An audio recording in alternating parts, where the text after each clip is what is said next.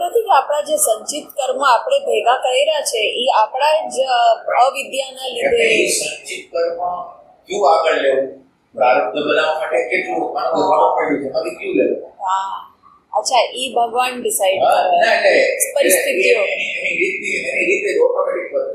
હા, એટલે એના લીધે કેટલી વાર થોડા સમય જીવન બરાબર સામાન્ય ચાલતું હોય અને પછી અચાનક કંઈક એવા તૂટી પડે સિચ્યુએશન્સ. પછી બીજા પ્રશ્નને કીધું કે કેટલા બધા ભગવાનો છે હિન્દુઝમાં, 33 કોટી 33 કોટી કહે છે. હવે પછી કોટી ક્રોર હોય કાં ટાઈપ્સ હોય, તો એ કે એવું લાગે છે કે टीम लागे छे गॉड्स में, ये के मालूम पड़ा ऐसा कुछ है ही नहीं और हमने फेरी टेल के स्टोरीज को रियल इंसान भगवान मान ले. એટલે આપણે અત્યારે તમે મ્યુનિસિપાલિટી ના ગામડું હોય તો શું કહેવાય, જિલ્લા એની એક વ્યવસ્થા હોય છે, ગ્રામ પંચાયત ગ્રામ પંચાયત પછી આ મ્યુનિસિપાલિટી પછી સ્ટેટના મિનિસ્ટર હોય, પછી આ એટલે બહારની વ્યવસ્થા અંદર વ્યવસ્થા આવી ન હોય તો બહારની વ્યવસ્થા આવી હોય જ નહીં. એટલે આંતરિક રીતે પેલા વ્યવસ્થા છે એને રેપ્લિકા કહેવાય. બહારની અંદર ન હોય, બહાર ન હોય, એટલે સૂક્ષ્મ વ્યવસ્થાઓ બધા દેવદેવીઓની છે. અને આ બધી વસ્તુ કેવી છે એટલે આ કોઈ સમજે નહીં. એટલે બાકી તો દાખલા તરીકે આપણે ધારો કે ક્ષ છે અને ક્ષ જવાબ આવે તો ક્ષ કેમ ઉભી જાય? ધારો કે ભગવાન છે, જીવ છે, જગત છે, અને પછી જયારે દાખલો ગણાય ત્યારે જીવ જગત ઈશ્વર કોઈ મળે. એટલે ધારો કે અત્યારે આપણે એમ કહીએ છીએ આમ છે ત્યારે ધારો કે છે, અને પછી ઈ જયારે દાખલો ગણાય ને ત્યારે બધું ઉડી જાય. જ્યારે કાલે ભગવાન વાળો પ્રશ્ન પૂછતો હતો ત્યારે મેં એને કીધું કે જો આ અલગ અલગ પ્રકારની એનર્જીસ છે, બીકોઝ મને યાદ આવ્યું તમે કીધું તો મેં કીધું આ તો મેં ચોખ્ખું મેં મારો જ પ્રયોગ છે જેમાં ખબર પડે કે કોણ માની એક મૂલાધારમાં ફરે, એક જે માતાઓ હોય એની એન્ટી ક્લોકવાઇઝ ફરે, ઈ ફેમિનિન છે. એ સિવાય કે આ જોવાનું કામ કરે ને એને પણ દેવ કહેવાય. શક્તિને, આંખને નહીં, આંખની જે જોવાની શક્તિ છે એ દેવી છે, પછી કાનને સાંભળવાની જે શક્તિ છે એ દેવી છે. ને એટલે સમજવા જેવું છે. દેવ કેમ નથી? એટલે આને દેવી કેમ કહેવાય છે? દેવ કેમ નથી? એટલે દેવી કેવા હોય ખબર છે. ઓકે, બટ જસ્ટ આ જે બધા ઇન્દ્રિયોનો જે પ્રમાણ બને છે ઈ પણ એક શક્તિ. એટલે જે શક્તિથી જોવાનું બને છે, જે શક્તિથી સાંભળવાનું બને છે, જોવાની પ્રોસેસ આ જ કરે છે, પણ જોવાનું જે જ્ઞાન કરે છે એક શક્તિ છે, અને એ શક્તિના નામ દેવદેવીઓના નામે છે. એટલે આમાં પંચીકરણમાં ક્યાં પાસે દાખલા તરીકે મનના દેવતા છે ચંદ્ર છે, પછી બુદ્ધિના દેવતા સૂર્ય છે, પછી જલના દેવતા વરુણ છે. એટલે દેવોના નામ આપેલા છે પંચીકરણ. મેમરીના વાસુદેવ વિષ્ણુ, અહંકારના શિવ, ઇનર ઇન્સ્ટ્રુમેન્ટ્સ આ ઇન્ટેલેક્ટ બુદ્ધિ જે છે એના બ્રહ્મા. કેવી રીતે આટલા દેવદેવીઓ છે સમજવા માટે કઈ ના છે.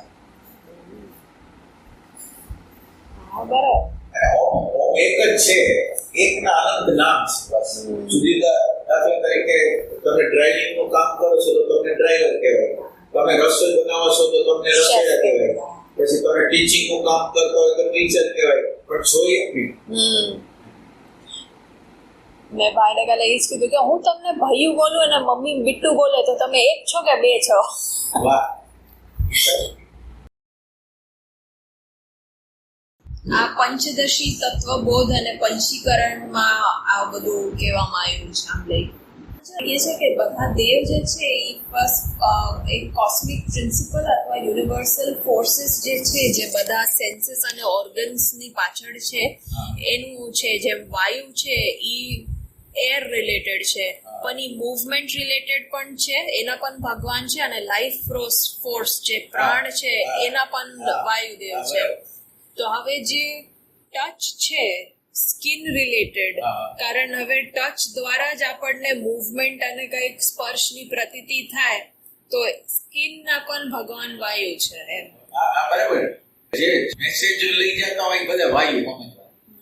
પછી અગ્નિ છે ઈ અગ્નિના દેવ ઈ લાઇટના પણ દેવ છે, ટ્રાન્સફોર્મેશનના પણ દેવ છે અને સ્પીચના પણ.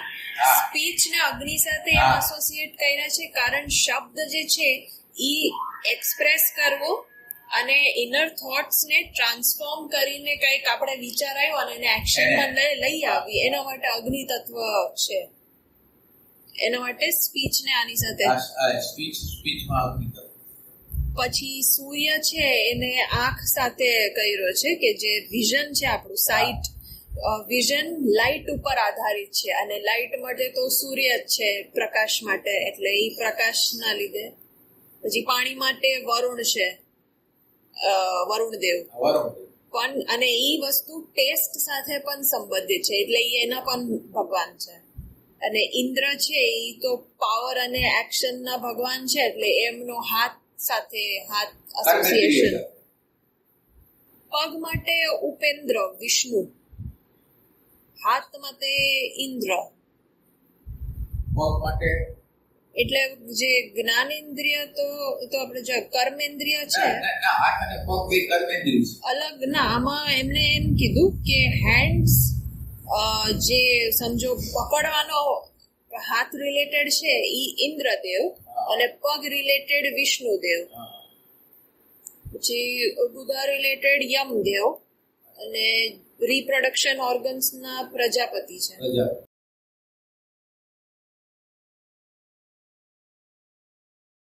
પછી મન માટે મૂન છે ચંદ્ર, બુદ્ધિ માટે બ્રહ્મ, અહંકાર માટે શિવ ભગવાન, ચિત્ત મેમરી માટે વિષ્ણુ ભગવાન વાસુદેવ. એટલે ઓમ એક શક્તિ છે. પછી તમારે ઓળખવું છે એટલે તમને નામ આપ્યા છે. કારણ કે આપણે માનવ જાત છીએ તો આપણે ડિફરન્શિએટ કરીને બધી વસ્તુને એટલે એના નામ રાખ્યા, બાકી એનર્જી જ છે.